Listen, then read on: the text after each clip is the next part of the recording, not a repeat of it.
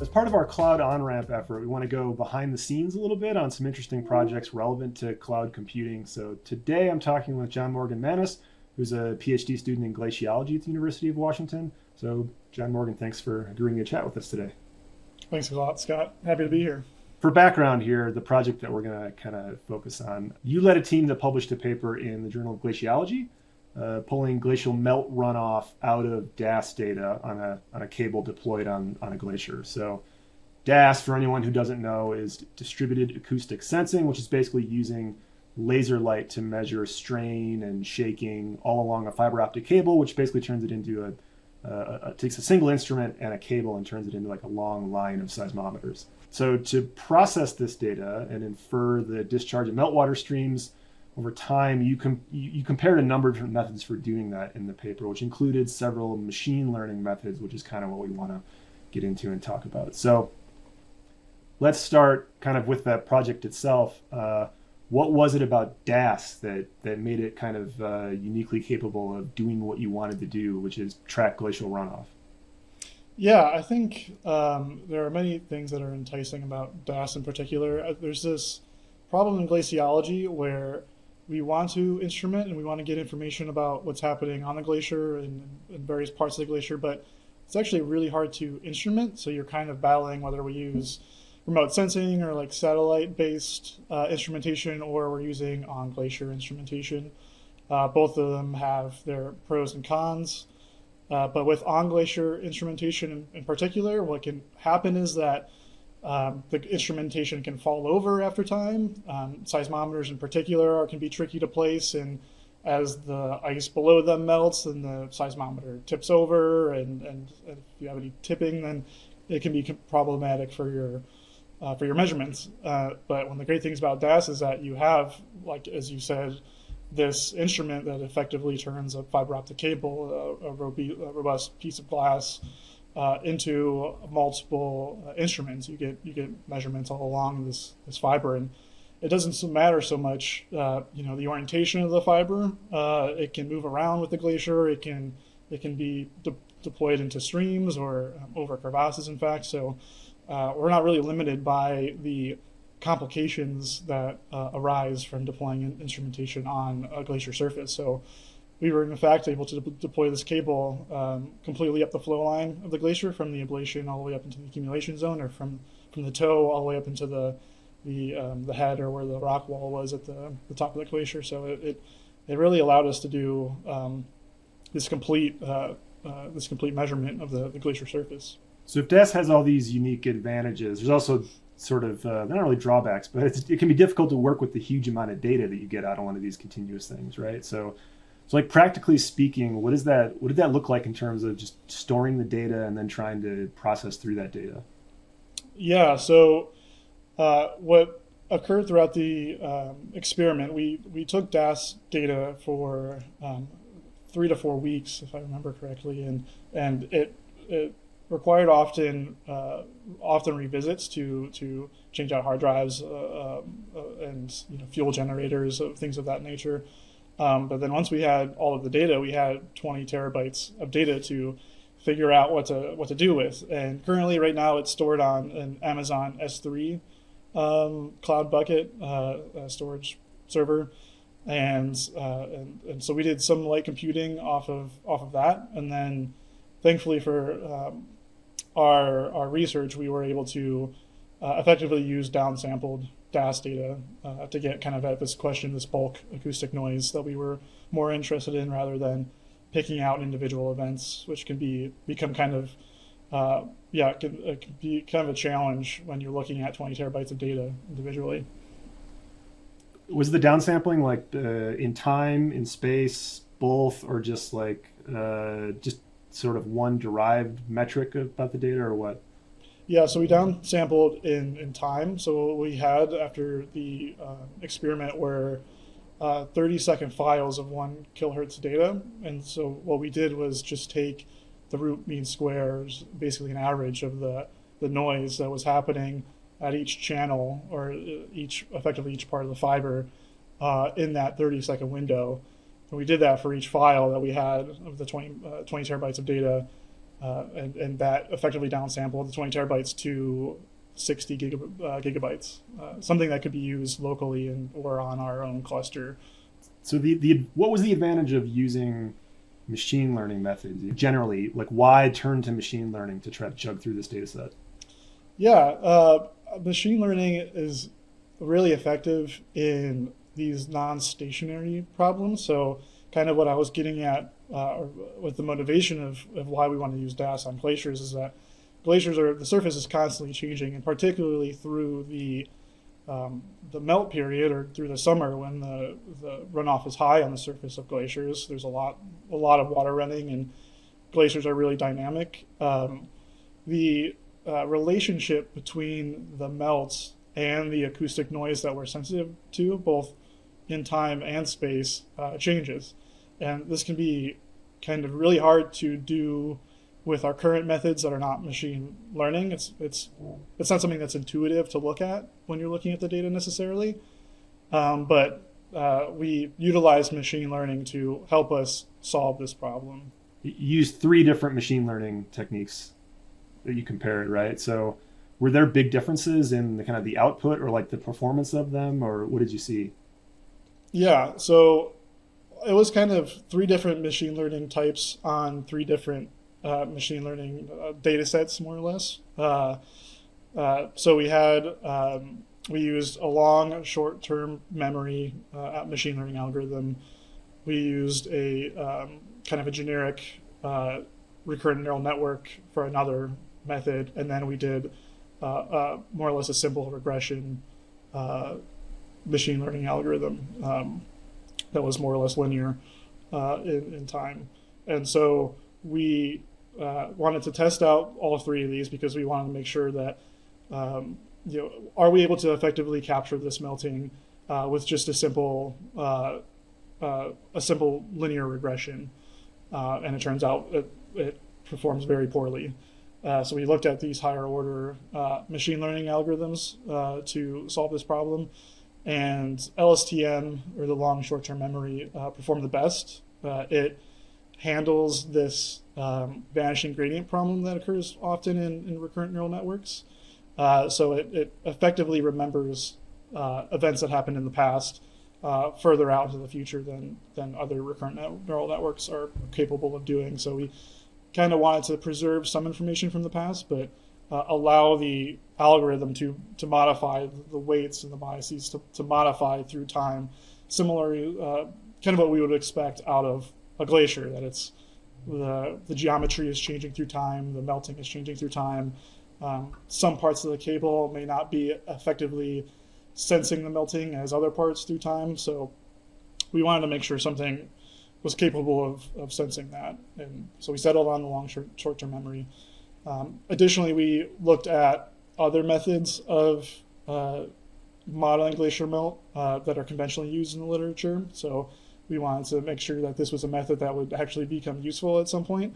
And in fact, it performs on par, if not better, than the conventional degree day models, or something that just utilizes the weather data that we would typically use to understand melting or accumulation of glaciers.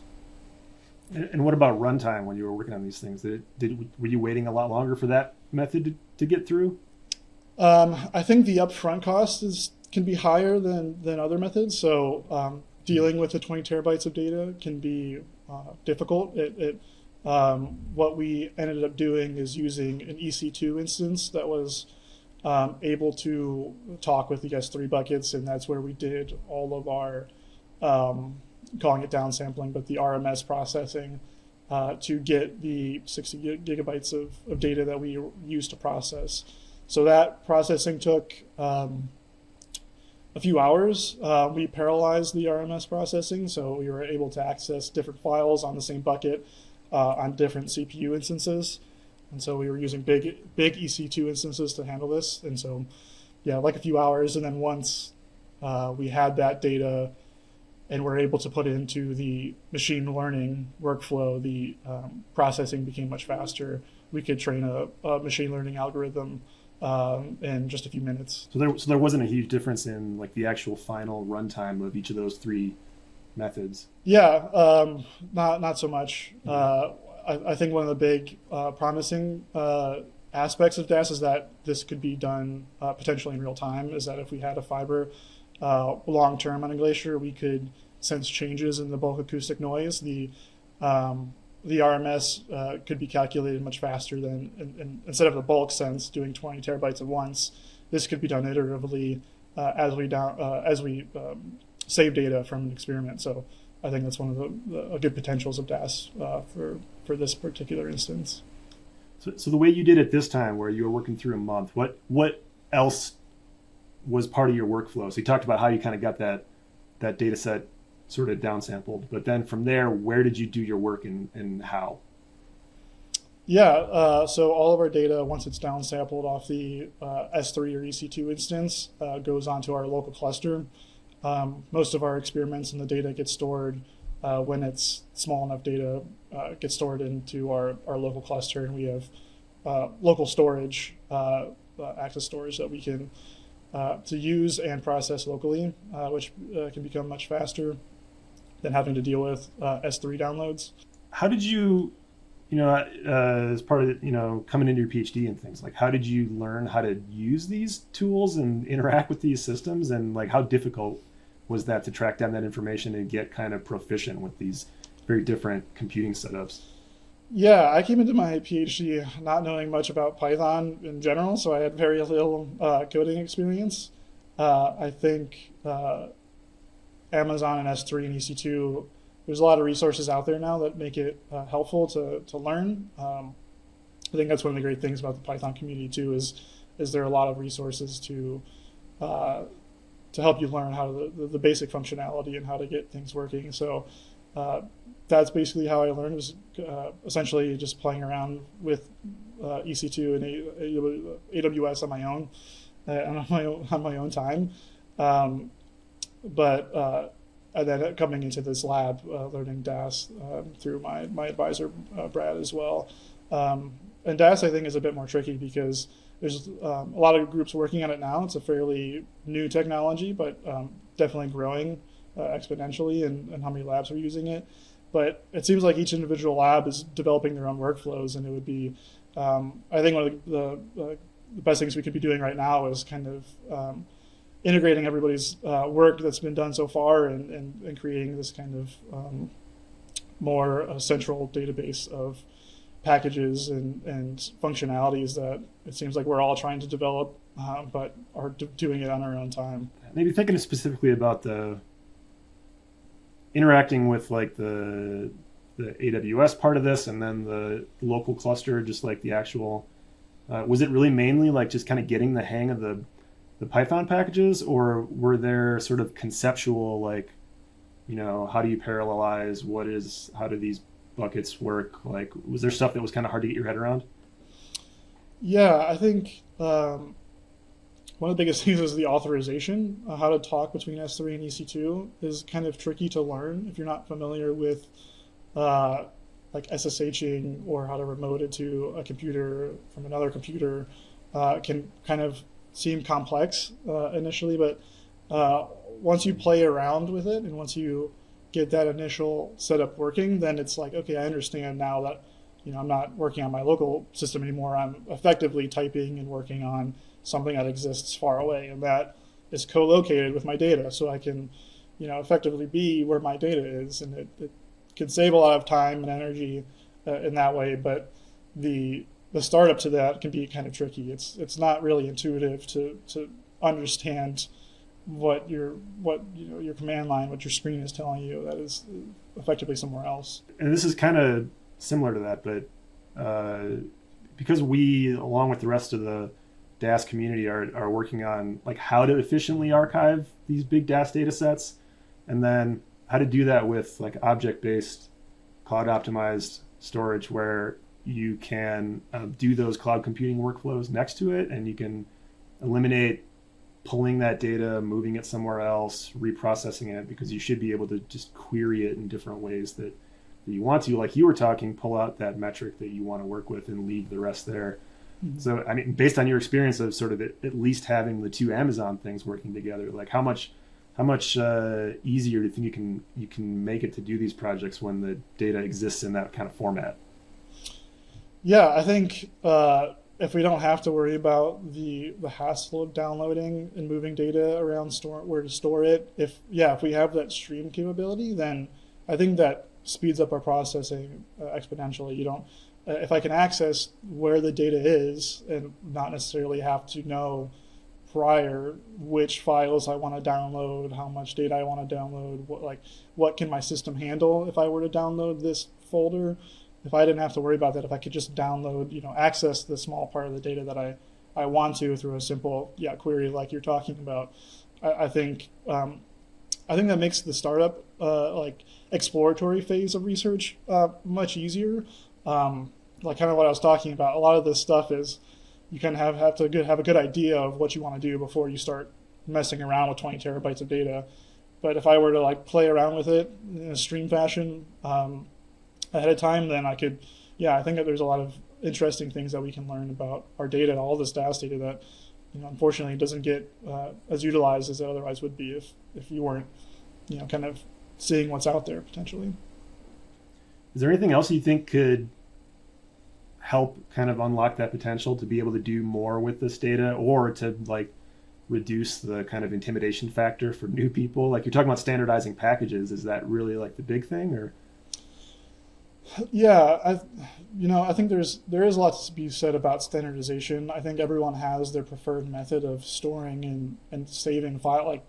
Even just saving the file type is not that standardized. Some people save it in H5, and some people would prefer to transfer it to Miniseed, or I'm sure there's a bunch of other file types that I'm not mentioning that this could be stored in. But I think that makes the collaboration with the different packages hard. Is if you don't know what their native instrument type is.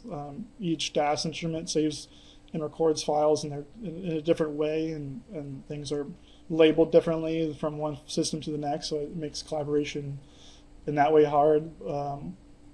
But like you said, the object storage, and there's been great strides that have been done recently. I'm thinking of one grad student in our department, in particular, Uni's done some great streaming object storage work to be able to access data and stream it, DAS data, efficiently without having to have the entire package, entire data set downloaded locally. And that's been an incredible help. I think some more of that would be useful. I think we'll wrap it up there. So, John Morgan, thanks again for your time today. It was interesting. The paper we were talking about is linked in the description down here, and you can find all the other information related to our Cloud OnRamp project on our website at earthscope.org/data/cloud. Thanks everyone for watching.